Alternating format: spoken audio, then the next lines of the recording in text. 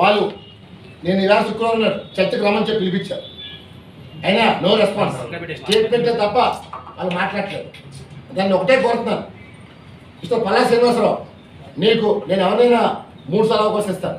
Sunday అయిపోయింది, నేడు అయిపోయింది, శనివారం కానీ నేనే చెప్తాను టైం 11 o'clock దస్పాల హోటల్లో నేను వెయిట్ చేస్తాను. రాని సమయం రాకపోతే నీ భాగవతం ఇంకా నెక్స్ట్ పెడతాను మనం చేస్తున్నాను. ఈరోజు సౌత్లో కూడా నాకు చాలామంది ఫోన్ చేస్తున్నారు. ఎప్పుడైతే సుధాకర్ మీరు ఆ రకంగా మాట్లాడారో మా అంతా చాలా హ్యాపీగా ఉన్నాం సార్.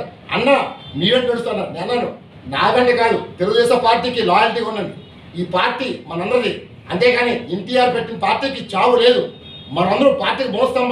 అదలా దయచేసి తప్పు చేస్తే మీ ప్రాంతంలో ఏ నాయకుడైనా ఐ డోంట్ కేర్, అది ఎమ్మెల్యే కావచ్చు, ఎంపీ కావచ్చు, ఆధారంతో నాకు ఇస్తే ఎవరైనా సరే నేను బజారు పెడతానని చెప్పి మరొకసారి ప్రజలు మనవి చేస్తాను. ఎందుకంటే నేను కోవటి కాదని వైసీపీ కోవటి కాదని చంద్రబాబు గారు చెప్పే వరకు రామ్ తెలుగుదేశం పార్టీ అభిమాని, ముఖ్యంగా నా అభిమానిని చంద్రబాబు చెప్పే వరకు ఈ దండయాత్ర అమలు చేస్తాను.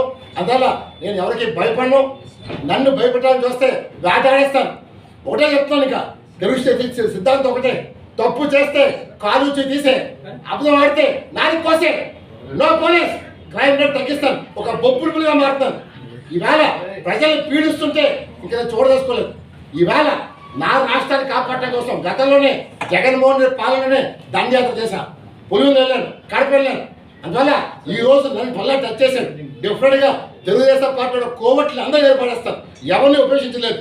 అందువల్ల చంద్రబాబు నాయుడు గారి కలంకం దాకుండా తెలుగుదేశం పార్టీని శాశ్వతంగా అధికారం ఉండేలాగా తెలుగుదేశం పార్టీ చేస్తుంది. జై హింద్.